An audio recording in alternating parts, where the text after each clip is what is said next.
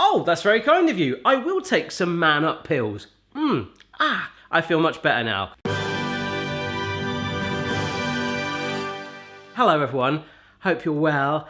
Hopefully you can tell by the sound of my voice that I am not 100% Barry today. I'm about, I'd say 99.11% Barry. I have been for the last 3 days banished. I have to use the word banished to the front room.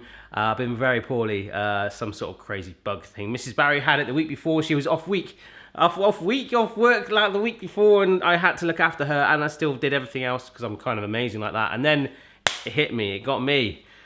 Yeah, so Mrs. Barry's looking after me. No, she didn't. She just banished me.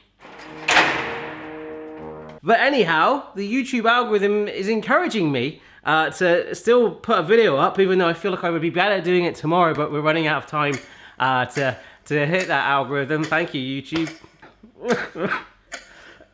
I was gonna do a video on this thing here. This is called a sphericator. Basically makes anything into caviar. Anything. As I'm only 99.11% Barry and not 100% Barry, I feel like I can't give that what it needs today. But loads of you guys have been submitting me ideas for recipes for these mince pie brownies. There's so many different versions. It's like brownie mince pies, it's pie brownie mince.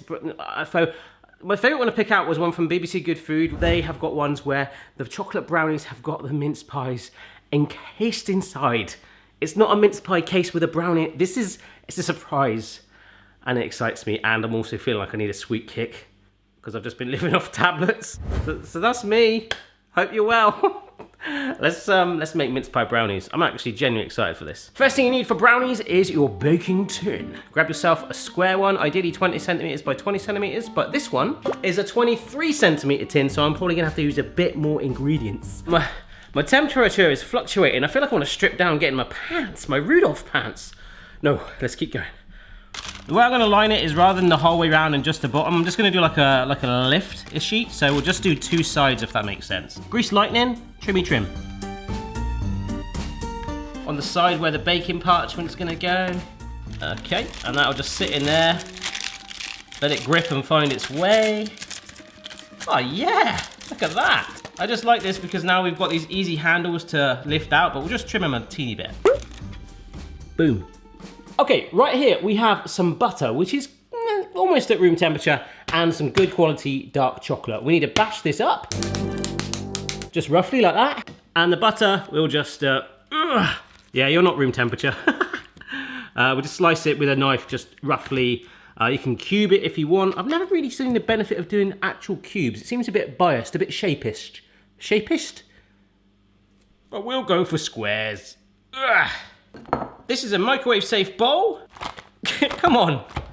You better hurry up. Thank you. Here goes our chocolate. Make sure there's no tin foil in there because that will play havoc with anyone that's got fillings. Ow! Ooh. But basically we're gonna blast this in the microwave to melt it through. Buttery chocolate. Very nice thing indeed.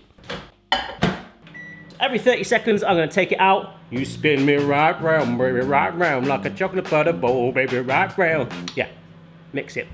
Yeah, check this out. Oh, come on. Very nice. So that's actually been about 90 seconds in total, but the residual heat from the butter, by constantly stirring it like this, you can see it's thickening up and going much more chocolatey now. It's just melting that chocolate through. We just want to get it smooth. Goody gumdrops. Okay, we'll leave that to one side to do its thing. And for those of you asking, the no-knead bread recipe, did I ever find that piece of baking parchment? No. I even had the kids and Mrs. Barry and even the dogs looking for it, but no one or no thing has found it yet. I might actually have to put out a wanted poster soon. I mean, I could, but then also there's no need. I did that already, that joke. All right, so caster sugar is going in. Wow, that all of a sudden feels like a lot of sugar. And do you know, mince pies are very bad for you as well. A typical mince pie is 20% of your saturated fat allowance for one day. 4 eggs. Cracking work. Now what we're looking for, if you excuse the pun, is that these eggs and sugars have been arrested by the police and they've gone into custody? Way! But what you want it to do is sort of thicken and leave a trail, so it's not quite there yet. All right, extraordinary. That took a good 10 minutes to get it nice and thick in the way we want it. we now get to food porn territory. Our chocolate butter mixture is going in there with our eggs and sugar. Oh, it is going to take a fair bit of mixing, but we really just want to fold it and lift through that chocolate, and it will start to marble and look gorgeous. Oh my gosh, can you see this happening, guys? Can you see the change? Shimao! We're not over stirring it, we're just lifting it through until it's one nice consistent colour. Yeah. Anyone know why they're called brownies? No cheating, no Googling. Look at this. That is amazing. Well, it's a darn sight nicer than paracetamol, I can tell you that. That is blooming gorgeous. Grab yourself a sieve and your plain flour and your cocoa powder, because it's not chocolatey enough. We are just gonna sieve that in. Oh yeah, because that's what a sieve does. Other than acting like a good disguise for if you want to dress up as someone, like one of those fencing people. The spatula arises, and what we're gonna do is fold that through again. Just carefully lower that dry, powdery stuff into the batter to thicken it up. And we'll be done. This would be a really bad time to sneeze. The minute that powder's gone visible, that's it. We're not going to overstir this. That's it. Now we get the mince pies. Okay. Actually, I'm not sure if people outside of the UK have mince pies. Maybe I should just do a video on homemade mince pies. I can't believe I've not done that before. But basically, if you're not making them yourself, you buy them in the shops and they come in a pack like this. It's a pastry pie, and in the middle there's a filling which we call mincemeat, which is not mincemeat that you make burgers out of, okay? You got like raisins in it, apples, sultanas, and spices and stuff. It's actually pretty cool. I might do a video actually, if you want to see that, let me know. But my point of getting the mince pies out now, I bought 2 packs because I'm thinking we've probably got enough to put 9 in there. Yeah, baby. Yeah, that's awesome. So they aren't needed in there right now, and also they do not want to be in their metal cases, so let's get them out. And let's get some batter in there, just an initial layer. So I'm just pouring that first bit in, just enough for the mince pies to basically sit in. That's looking good. Mince pies back in without the cases on. Boom. So now we have to spoon the batter on so it's going to fill in the gaps between and hopefully cover the mince pies. But I don't want to move them too much, so I'm just going to do the gaps in between first of all.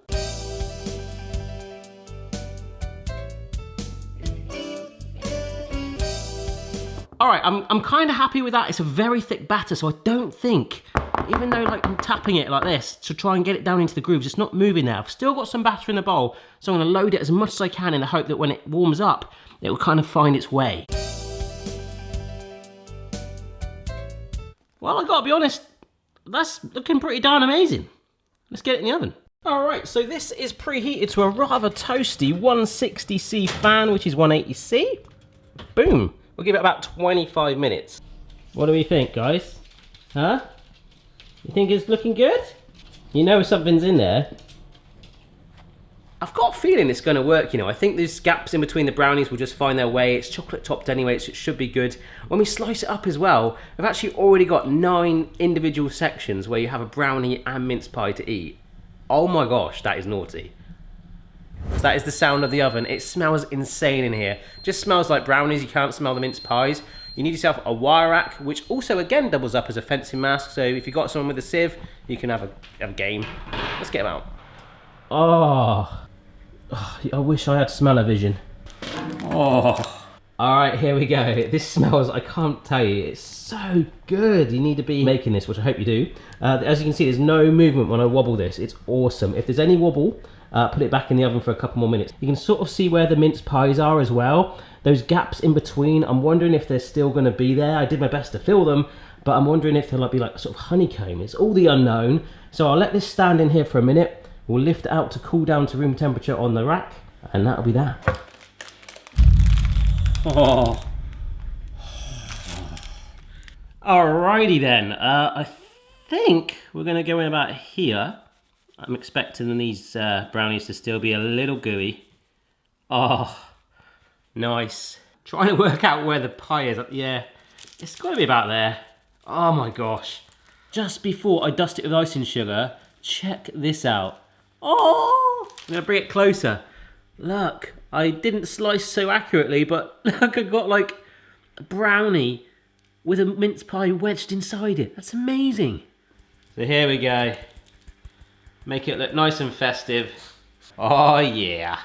Let's have a taste. The thing I like about it is every different piece you pick up, sometimes you get like a hint that it's just a brownie, or you might get a little edge of the pastry, or you might cut through the whole pie. It's awesome. Oh. I'm not gonna mince my words. Hey! Well, that is stonking. Oh my gosh. Remember folks, mince pie brownies, or mince pownies, as we want to call them, they're not just for Christmas, it's for all year round. Maybe change it up, stick an apple pie in the middle of a brownie. Has that been done before? I should totally do that. If not, you should totally do it too, but really hope you try this recipe. It was so good. Check your level, player. No matter what your style, the kitchen's for me. Simon's moustache, goatee, maybe all three. It's really weird, I'm like moving the tripod and it's got mashed potato on it from the giant chip video. Some of you guys were commenting about like how I add water to try and stop the oil fire. That was just for my hands. I do have a fire extinguisher and like one of those cloth things here in the kitchen. I'm not that crazy. Hey, chip pan fire, this is crazy. Throw some water on me. Don't know, maybe. No.